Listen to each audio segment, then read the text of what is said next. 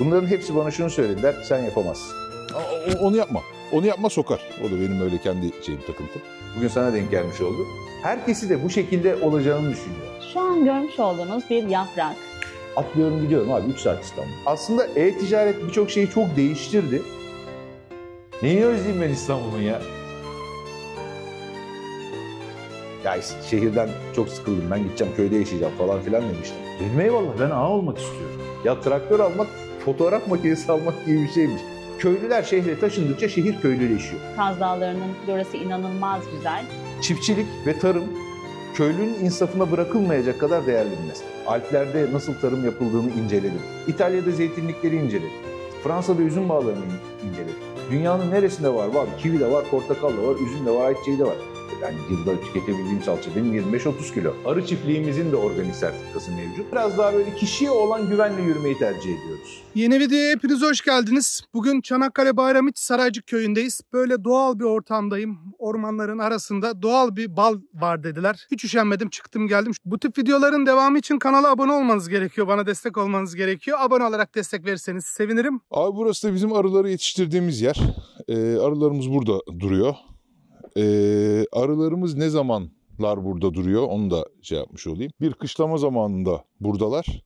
İkincisi, biz bahar balını burada yapıyoruz. Burada yaptırıyoruz bu arkadaşlarımıza. Burada şu anda 200'e yakın kovan var. 192 tane kovanımız var şu anda aktif çalışan. Şimdi bu işi nasıl yapıyoruz? Bu arılar burada normalde bahar zamanı bütün sezon burada duruyorlar. Meşe, kestane ve çam için ayrıca kovanları bölerek ormanlara götürüyoruz.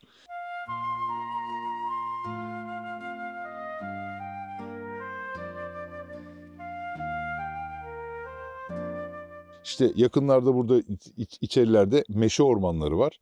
Meşe ormanlarına meşe balı için götürüyoruz bir kısmını. Kestane ormanlarına bir kısmını götürüyoruz kestane balı için.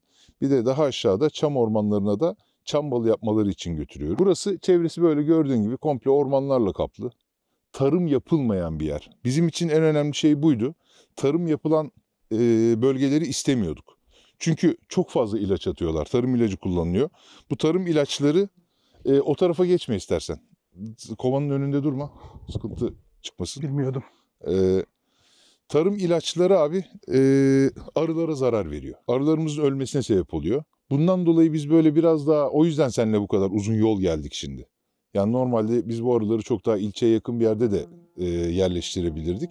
Ama işte gerek tarım ilaçları yüzünden gerekse ilçenin kendi hava kirliliği yüzünden çok havası kirli olan bir ilçe değil ama yine de arılarımıza zarar vermesin diye bu şekilde buraya koymayı tercih ettik.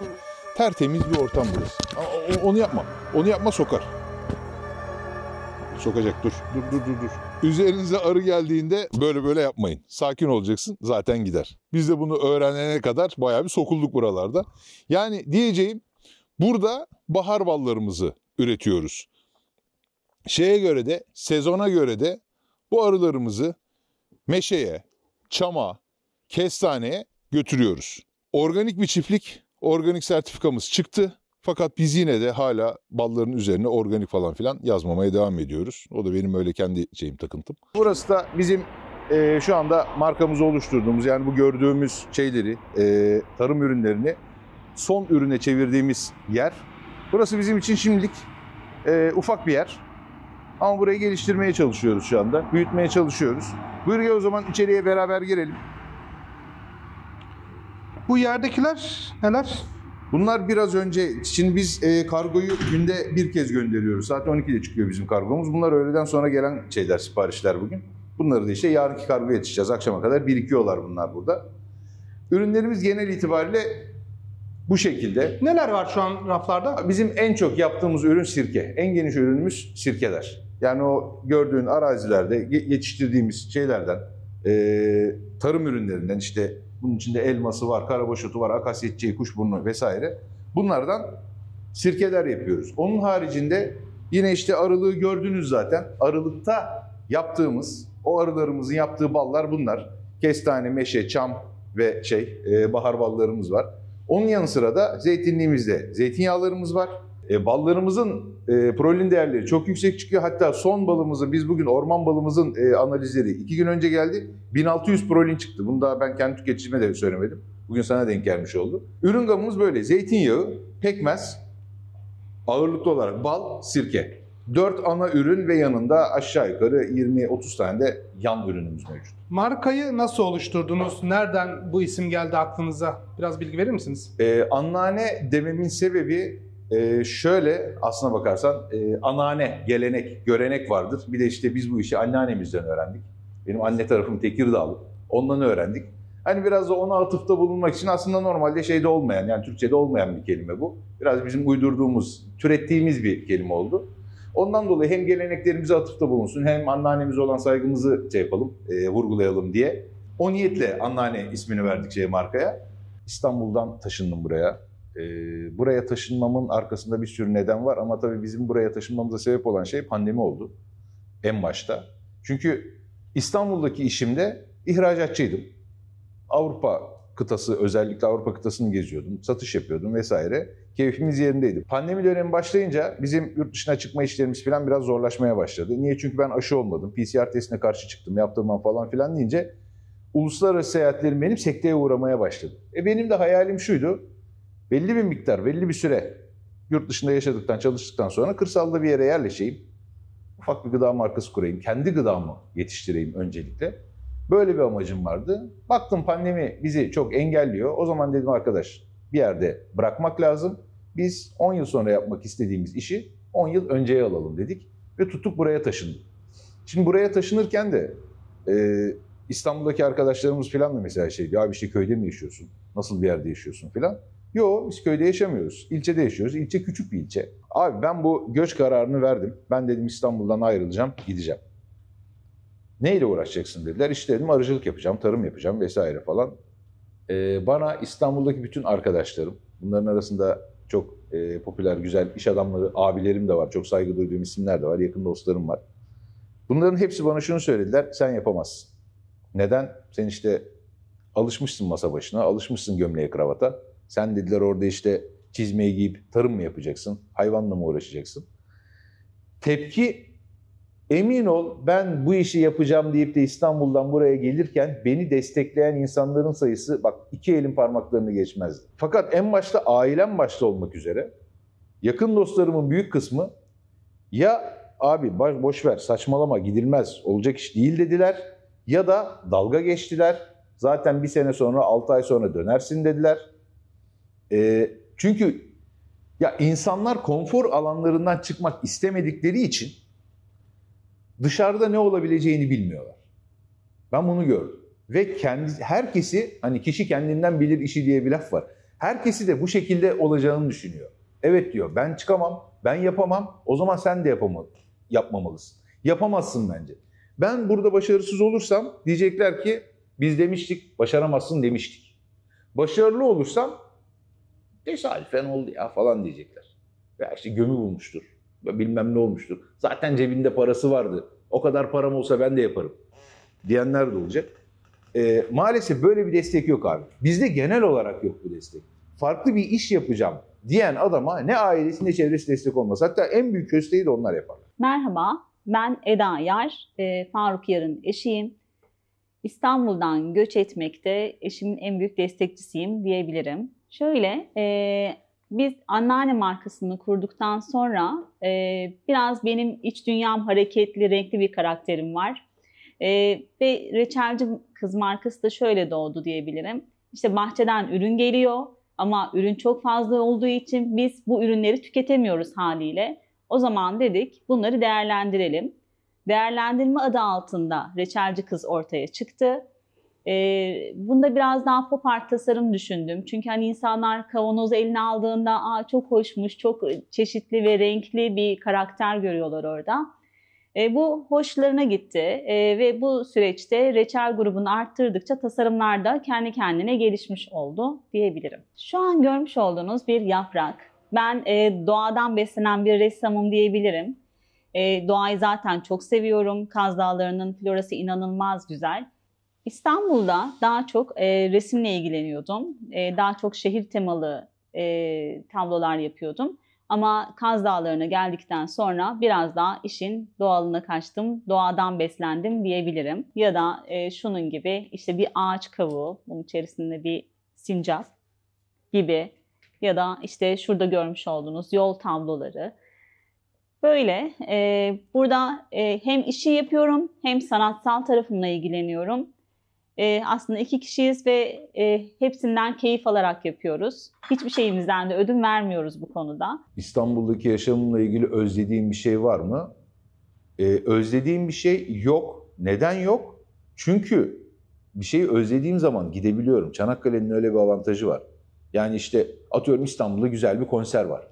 Atlıyorum gidiyorum abi 3 saat İstanbul. Ve ben jip kullanıyorum yani buna rağmen 3 saat. Ne bileyim işte bazen istiyorsun çünkü. Bazen istiyorsun böyle kaliteli bir yerde bir yemek yiyeyim. Boğaza karşı bir çay içeyim. Aslında e-ticaret birçok şeyi çok değiştirdi. Bundan 10 sene önce olsaydı mesela bazı şeyler bu kadar kolay olmayabilirdi. Ben şu anda burada oturuyorum. Bir ihtiyacım oluyor. Abi internetten sipariş veriyorum tık diye geliyor. Bu tip şeyleri özlemiyorum. Veya işte nedir? Burada işte bir coffee shop yok. Burada işte böyle bir cigar lounge yok. Öyle yerler yok yani doğal olarak. Ne oluyor? Abi kendi prolarım burada. Kendi coffee shop'umu, dükkanımın içine yaptım zaten. İstediğim her türlü kahveyi yapıyorum. İstediğim zaman oturuyorum, promu içiyorum tarlamda. Neyi özleyeyim ben İstanbul'un ya?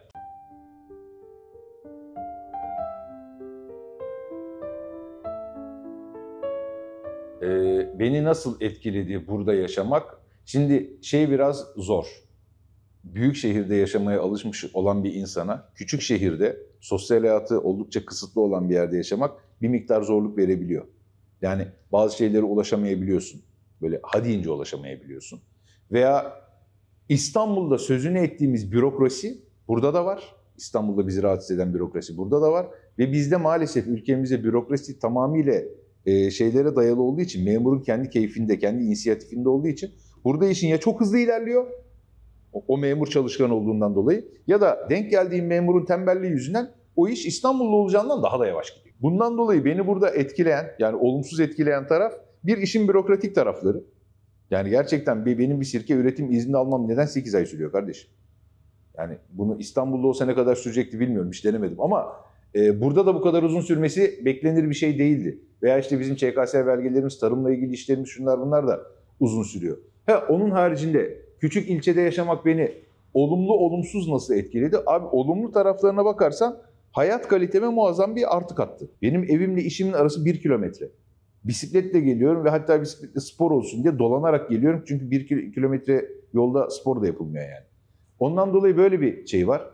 Hayat kaliteme, yani ben burada şu anda oturuyorum bilgisayarımda, kaloriferim yanıyor, kombim çalışıyor, keyfim yerinde. Fakat bilgisayarda çalışırken hanım diyor ki ya kalk diyor, bir canım sıkıldı diyor, biraz dolaşalım. Abi ATV'ye biniyoruz. 15 dakika sonra bir dere kenarında bir mantar toplayıp bir dereden kahvemi demleyip orada bir coffee break yapabiliyorum yani günün orta yerinde. Sonra geliyorum tekrar işime devam ediyorum. Bu benim İstanbul'da yapabileceğim bir şey değildi. Ben böyle şımarıklıkları sevmem ha kanka. Günlük rutinimiz bizim şu şekilde işliyor. Benim alışkanlığım şudur. Ben gün doğmadan kalkmayı tercih ederim. Yani gün doğarken, güneş doğarken ya ben bahçede olurum, ya sokakta olurum ya da en kötü ihtimalle balkonda olurum. Sabahleyin şöyle bir havalar eğer çok soğuk değilse, aşırı soğuk değilse bir bisikletle bir dolaşırım. 15-20 kilometre bisiklet tur atarım. Onun arkasından artık o gün yapmam gereken şey neyse, arılığa gitmem gerekiyorsa arılığa, çiftliğe gitmem gerekiyorsa çiftliğe, bahçelerden birine gitmem gerekiyorsa oraya. Hiçbir şey yoksa gelirim o zaman ofise, normal işimizi yapmaya başlarız. Burada tabii bizi şehir hayatında, burada normal bir işletme var. Küçük, butik bir işletme var. Normal bir iş dünyası var yani. Abi biz şehirde doğmuş büyümüş insanız. Ve ömrümüz şehirde geçti. Benim anne tarafım Tekirdağlı. Dedem, benim üzüm bağları vardı dedemin. Ondan dolayı çocukluğumdan üzüm bağlarına bir şeyim var. Aşinalığım var. Bunun haricinde doğaya karşı eskiden beri işte kampçılık olsun, doğa gezileri olsun vesaire bir şeyim de vardı. Bir hevesim, sevgim, ilgim de vardı diyeyim. Ve çok araştırırdım. Bunun haricinde Avrupa'yı gezdiğim yıllarda işim için gidiyor olmama rağmen hep çiftçileri de izlerdim. Bizimle onları kıyaslardım. Onlar ne yapıyor, biz ne yapıyoruz falan gibisinden. Ondan dolayı bir aşinalık vardı. Fakat pratikte bunların hiçbirini yapmamıştım. Bundan bir 17-18 yıl önce Küçükkuyu'da bir zeytin bahçesi almıştık. Orayla birlikte bizim bu işlere olan ilgimiz artmaya başladı. Buraya geldiğimde sadece zeytinyağını biliyordum. Başka bir şey bilmiyordum. Ve bir de annemden sirke yapmayı öğrenmiştim ve İstanbul'dayken de hobi olarak gene sirke yapmaya devam ediyordum. Burada birçok şeyi ben sıfırdan öğrendim diyebilirim ve emin ol yani 2,5 yıl oldu. Tecrübesizlik zaten beni İstanbul'dan gelirken arkadaşların uyardığı şey de oydu. Abi tecrüben yok. Yahu tecrübem yok da yapacağım şey uzay mekiği yapmıyorum ki. Üzüm yetiştireceğim ya. Bu ne kadar tecrübe gerektirebilir? Evet tecrübe bir miktar gerektiriyor. Fakat o kadar atlı deve değil yani. Olabiliyor. Zor bir şey değil. Bundan yıllar önce annemle falan konuşurken bir iki kere şey demiştim. Ya şehirden çok sıkıldım ben gideceğim köyde yaşayacağım falan filan demiştim. Annem de demişti ki oğlum git yaşa o zaman senin tutan mı var demişti. Ben de şey demiştim anne dedim köyde yaşamak bütçe gerektiriyor. Bunun dedim evi var, şöminesi var, işte ne bileyim güneş enerjisi var, taş ev var, şu var bu var işte Chester koltuk almam lazım falan gibisinden. Oğlum dedi senin söylediğin hayat tarzı dedi köylü tarzı değil. Sen dedi köylü olmak istemiyorsun. Sen ağa olmak istiyorsun dedi. Dedim eyvallah ben ağa olmak istiyorum. Yani çünkü köyde yaşamak demek illaki işte koyunlarla koyuna yatmak demek değil. Bir odada kendisi bir odada koyunu var. Böyle bir hayat sürüyor. Fakat sorduğun zaman Çanakkale merkezde 6 tane dairesi var. Ve bir tanesiyle konuşuyorum geçenlerde bana şöyle bir ifade kullandı. Pandemi zamanında ben Çanakkale'de yaşadım dedi. Şehirdeki dairemde yaşadım dedi. Pandemi bitince buraya geldim. Bu da 84 yaşında. Niye dedim böyle bir şey yaptın? Çünkü pandemide dedi hijyenik olmak gerekiyordu. O yüzden dedi şehirde yaşadım. Dayı dedim her zaman hijyenik olmak gerekiyor. Yani adam köylülüğü kafasında o kadar bitirmiş, köylülüğü o kadar böyle sefillikle bağdaştırmış ki şehirde 6 tane dairesi var. Kombili, kaloriferli her şeyi tertemiz. Mis gibi ama köyde diyor böyle pis yaşanır. Hayır abi köyde pis yaşamak zorunda değilsin.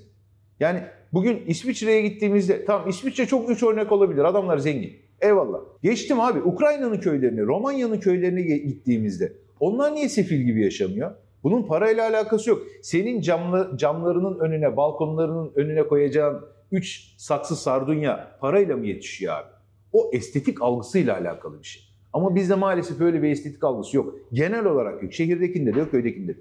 Evet bakma şimdi böyle kolay gibi anlatıyorum da 45 derece sıcakta buğday tarlasında çalışırken işler değişiyor abi.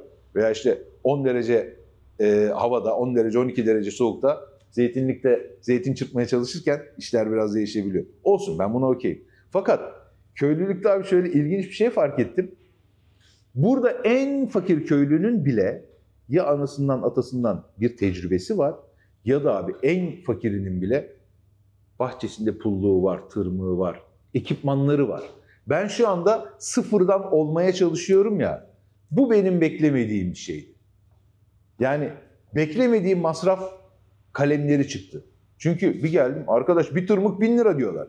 Lan diyorum bahçeye işte su pompası alacağım diyorum, 30.000 lira diyorlar. Bunlar benim mesela kafamda yoktu. Arkadaş bir traktör aldık, tarlalarımızı kendimiz süreceğiz diye heves ettik, traktör aldık. Ya traktör almak fotoğraf makinesi almak gibi bir şeymiş. Hani gövdeyi aldım eyvallah iş bitmedi. Abi bir lens parası çıkardılar bana. Bunun pulluğu var, patlatması var, işte diğer tarım aletleri var. Lan traktörün parasından fazla tuttu bunlar. Köydeki adam köyden memnun değil.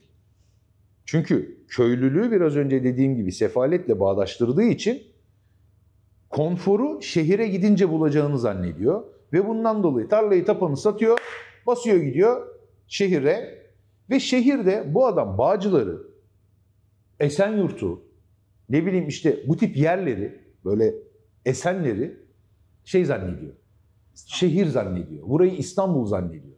Neden? Çünkü ilk defa ayağı topraktan kesildi, üçüncü kata çıktı. Bir de iyi kötü kaloriferi falan var. Konforlu zannediyor kendini. O ilçeyi yöneten belediye başkanı da aynı bunun gibi şehirli olmadığı için, o da köy kökenli olduğu için bu berbat şehircilikte durumu bir şekilde idare ediyorlar. Köylüler şehre taşındıkça şehir köylüleşiyor. Bu şehrin yapısını bozuyor. Bu tarafta ise şöyle bir şey var. Bizim gibi şehirden bıkan tipler var. Biz de mesela şehirlerimiz çok bozuldu deyip şehirden kaçıp kırsala geliyoruz. Bir sürü insan var civarda bizim gibi. Bu da neye sebep oluyor biliyor musun? Hiç bilmeyen insanlar tarım yapmaya çalışıyor. Sıfırdan tecrübe edinmeye çalışıyorlar. Bu da tarımı sekteye uğratıyor. Yani tarımı bilen adam şehre gidiyor, bu adam şehri bilmiyor. Tarımı ve köyü bilmeyen adam şehirden buraya geliyor ve bu adam da tarım yapmayı beceremiyor. Bu sefer hem tarımın bozuluyor, hem köy yaşamın bozuluyor, hem şehir hayatın bozuluyor. Kendi markamı kurmaya neden karar verdim? Olur veya olmaz. Önce onu yapayım. Olur veya olmaz. Şimdi biz Türkiye'de en çok şikayetçi olduğumuz konu, genel olarak halkımız neyden şikayetçi? Abi biz tarım yapıyoruz, tarım ülkesiyiz. Fakat atıyorum işte fındık yetiştiriyoruz, İtalya'ya satıyoruz. İtalya bu fındığı çikolataya çevirip bize geri satıyor. Veya işte zeytinyağı yapıyoruz. Bunu da İtalya'ya satıyoruz ne hikmetse. İtalya bunları afilli şişelere koyuyor, bütün dünyaya satıyor. Benim çiftçim 10 lira kazanırken İtalya'nın pazarlamacısı 100 lira kazanıyor, 1000 lira kazanıyor. Bunun ben şahsen önüne geçebilir miyim? Geçemem. Bu benim becerebileceğim bir şey değil. Fakat en azından kendim bazı şeyler yapabilirim. Ne yapabilirim? Biraz önce dediğim gibi abi olur veya olmaz bilmiyorum ama ben onu yapmaya çalışacağım. Ben kendi zeytinyağımı ihraç etmek istiyorum. Ben mavi bidonlara 10 liraya zeytinyağını yok paraya koyup İtalyanların onu 100 liradan satmasını izlemek istemiyorum. Ben satmaya çalışacağım. Becerebilir miyim? Bilmiyorum. O kadar, o miktarda zeytinyağına ulaşabilir miyim? Kendi bahçemden ulaşamam. Benim gibi başka zeytinciler bulup onlarla beraber gücümüzü birleştirip bugün İtalya'ya, Fransa'ya veya işte başka ülkelere zeytinyağı satabilir miyiz? Nitelikli ürün. Bilmiyorum. Ama bunu yapmaya çalışıyorum. Hani karınca demiş ya, yangını söndüremem ama en azından o yolda yürürüm. Dünyada çam balının %90'ı Türkiye'de üretiliyor.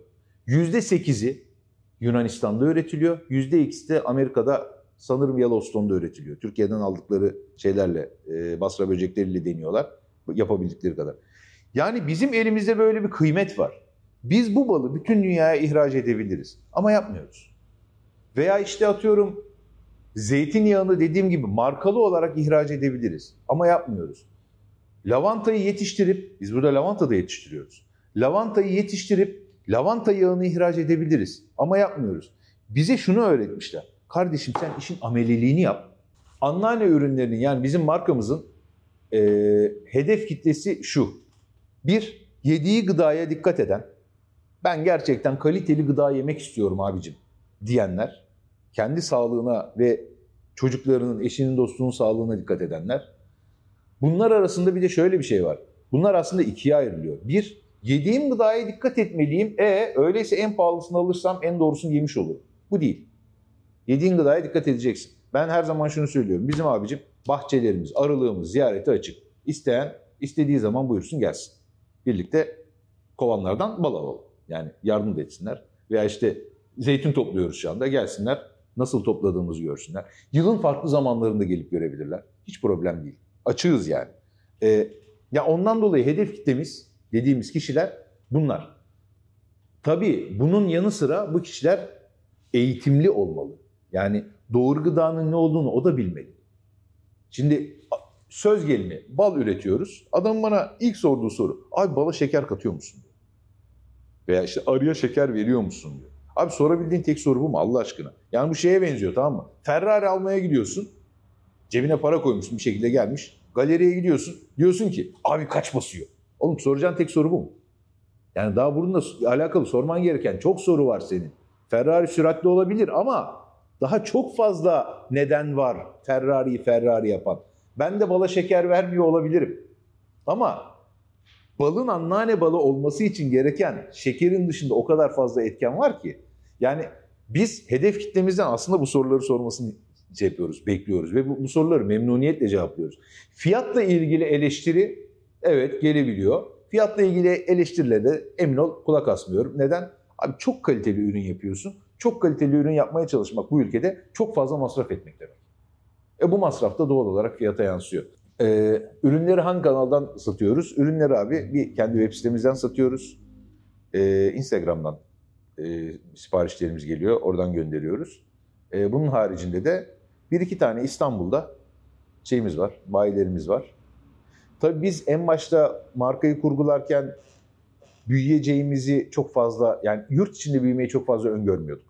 Ondan dolayı hani fiyatlamayı yaparken, son fiyatı belirlerken işte bayi marjını vesaireyi hesaba katmadan şey yaptık.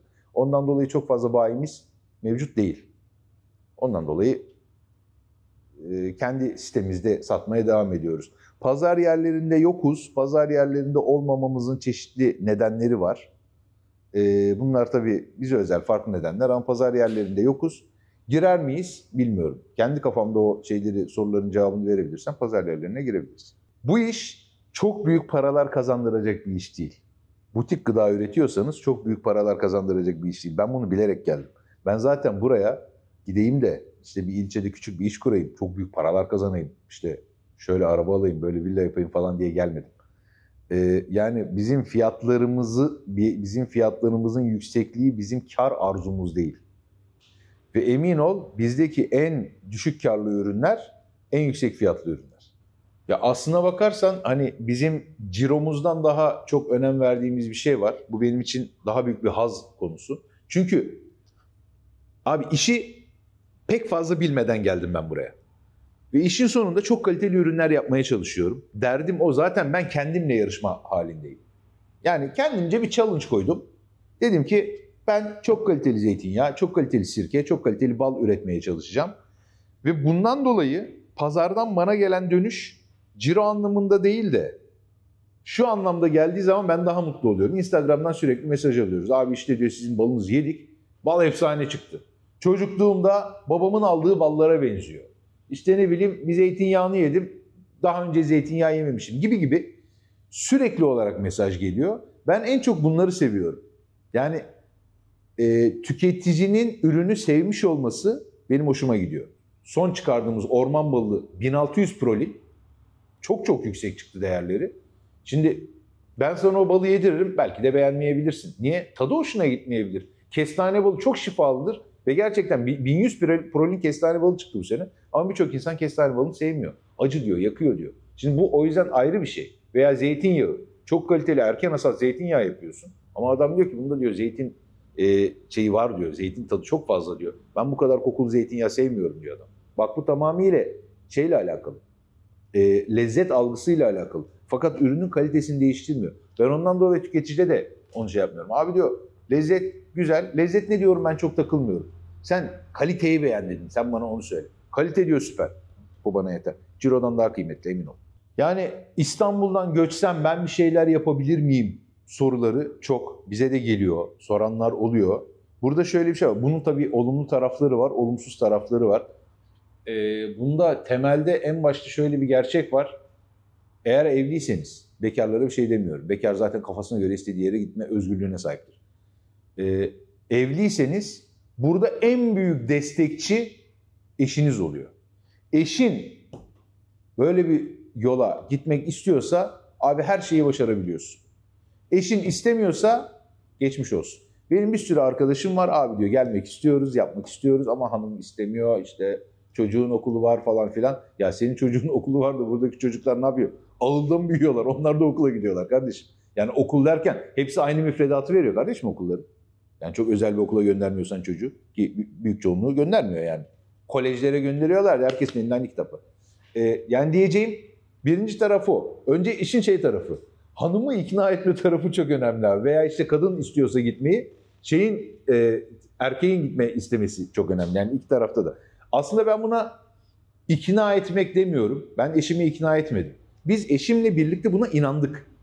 Yani yola hani laf vardır ya, yola ikna edilmişlerle değil inanmışlarla çıkılır. Çünkü bugün ona ikna olan yarın başka şeye ikna olup vazgeçebilir. İstanbul'dan buraya göç etmemdeki en büyük motivasyon tamam. Şimdi şu tarafı bir gerçek. İstanbul'da hayat gerçekten artık yaşanmaz hale geldi. Güvenlik sorunları çok ciddi seviyelere ulaştı. İşte başka nedenler de var. Çok kalabalıklaşması İstanbul'un.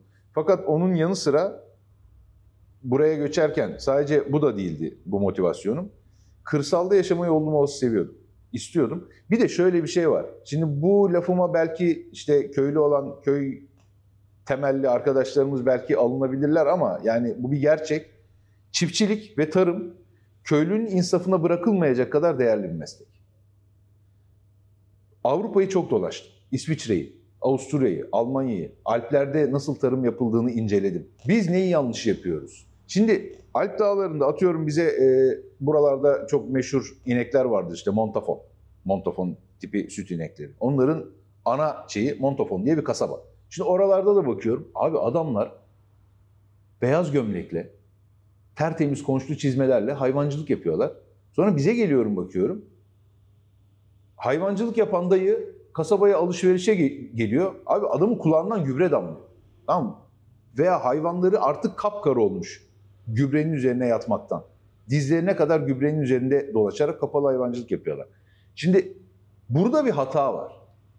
Yani ya bu Alman'ın, Avusturyalı'nın, İsviçreli'nin yaptığı iş yanlış ya da bizim yaptığımız iş yanlış. Ben burada onlarda buna baktığımda şunu gördüm. Hayır, hayvancılık çok kaliteli bir şekilde yapılabilir. Bu sadece hayvancılık için değil. İtalya'da zeytinlikleri inceledim. Zeytinlik de çok kaliteli yapılabilir. Fransa'da üzüm bağlarını inceledim. Üzüm de çok kaliteli yapılabilir. Bizim toprağımız çok zengin. Her şeyi veriyor. Yani dünyanın neresinde var? Var. Kivi de var, portakal da var, üzüm de var, ayçiçeği de var. O kadar şeyiz ki. Ukrayna'da bir ayçiçeği yetişiyor. Adam bütün dünyaya ayçiçeği satıyor. Bizde her şey yetişiyor. Biz hiçbir gıdamızı üretmeyi beceremiyoruz. Dışarıdan mercimek alıyoruz. Ya mercimek dışarıdan alınır mı? Bahçeye attığın zaman kendi kendine çıkıyor zaten mercimek ya. Nasıl dışarıdan geliyor? Tarımsal hatalarımız var. Bu sadece direkt böyle devleti veya hükümeti suçlayarak işin içinden çıkabileceğimiz şeyler değil. En büyük hata halkın kendisinde. Tabii halkın kendisindeki hata da biraz da devletten kaynaklanıyor. Neden? Halk eğitilmemiş. Adam babasından gördüğü gibi tarım yapmaya çalışıyor. Benim burada İtalya'da gördüğüm şekilde buduyorum zeytinlerimi. Ben ilk başta bunları yaptığım zaman köylü benimle dalga geçti. Bu şekilde zeytin mi budanır? İşte bu şekilde zeytincilik yapılmaz. Onu yapmalısın, bunu yapmalısın. Abi dedim ben kendi bildiğim gibi yapacağım. Kendi bildiğim gibi yaptığımda başarılı oldum. Güzel yağ aldım, güzel verim aldım. İlaç atmadım. Suni gübre atmadım. Sadece zeytin için değil. Ben üzüme de ilaç atmadım. Ben diğer meyvelerime de, elmaya da ilaç atmadım, ayvaya da ilaç atmadım. Ve oldu. Bizi öyle bir inandırmışlar ki ilaçsız tarım olmaz diyor. Köylü de diyor bunu. Köylülere ürün satan şeyler de söylüyor. Bu tedarikçiler de söylüyor. Ama biz burada birkaç farklı nedenle geldik. Bir kere dedik bir gıda markası geliştirelim. Önceliğimiz şu, biz kendi gıdamızı yetiştirelim. Hatta geldiğimizde hanımla oturduk, bir liste yaptık. Biz dedik yılda kaç kilo mercimek tüketiyoruz, yılda kaç kilo nohut, kaç kilo zeytinyağı vesaire bunlara baktık. Ondan sonra dedik biz kendi gıdamızı ne kadar yetiştirebiliyoruz? Şu anda belli bir %50'ye yaklaştım yani kendi gıdamı yapma konusunda, temin etme, kendi tarlalarımdan, bahçelerimden temin etme konusunda %50'ye yaklaştım. Elbette gıdayı kendin için yetiştirmek demek şu anlama geliyor. Çok az miktarda yaparsan efektif olmuyor. Bunu daha fazla yapmam gerekiyor. O da ne oluyor? Anneanneye ürün gamı olarak dönmeye başlıyor. Çünkü ben kendim için atıyorum, yapıyorum salçayı. Ben yılda tüketebildiğim salça benim 25-30 kilo. Ama 25-30 kilo salça yapmanın kimseye bir faydası yok. O zaman yapıyoruz 500 kilo. 25-30 kilosunu biz yiyoruz. Kalanını etiketliyoruz. Piyasaya sunuyoruz. Buraya geldik. Öncelikle burada bir üretim tesisini kurduk. Kurduğumuz üretim tesisine izinlerimizi aldık. İşte ilçe tarımdan, ziraat odasından vesaire ÇKS belgelerimizi çıkardık, izinlerimizi aldık. Resmi bir şirket haline geldik biz. Resmi bir üretici şirketi. Şu anda bal dolum izni, işte zeytinyağı dolum izni, reçel, salça, sirke vesaire üretim izinlerimiz mevcut. Bu şekilde çalışıyoruz. Yani şu anda yapmakta olduğumuz öncelikle kendimiz için, sonra kendi çevremiz için ve en sonda dışarıdaki diğer insanlar için gıda üretebilmek. Ben anneannede organik gıda, işte şöyle gıda, böyle gıda diye tabirler kullanmıyorum. Zeytinliğimizin organik sertifikası mevcut. Arı çiftliğimizin de organik sertifikası mevcut. Ama biz yine de ürünlerimizi işte organiğiz, şuyuz buyuz falan filan diye bir yaygara yapmayı tercih etmiyoruz. Neden? Organik işinde de çok fazla hile hurda döndüğünü gördüğüm için o şeye de girmedim. Biz biraz daha böyle kişiye olan güvenle yürümeyi tercih ediyoruz. O zaman çeşitli insanlarla birlikte çalışacağım. Ortaklık yapacağım. Bizim kafamızda başka insanlar aramaya başladım. Ve gerçekten buldum. 2,5 yıl oldu ben buraya taşınalı. Bu 2,5 yıl içinde gerçekten bizimle aynı kafada olan bazı insanları da bulmuş olduk. Onlarla çeşitli işbirlikleri geliştirdik. İşte atıyorum ben bu kadar domates kendim yetiştiremem. Ama var bir ablamız aynı bizim kafada üretim yapıyor. Ne oluyor? Onunla domates konusunda işbirliği yapıyoruz. Bir arkadaşım var. Çok güzel elma bahçeleri var. İlaçsız tarım yapıyor. Tamam, bu konuda da onunla çalışıyorum. Böyle böyle yetiştirmeye çalışıyoruz ürünlerimizi.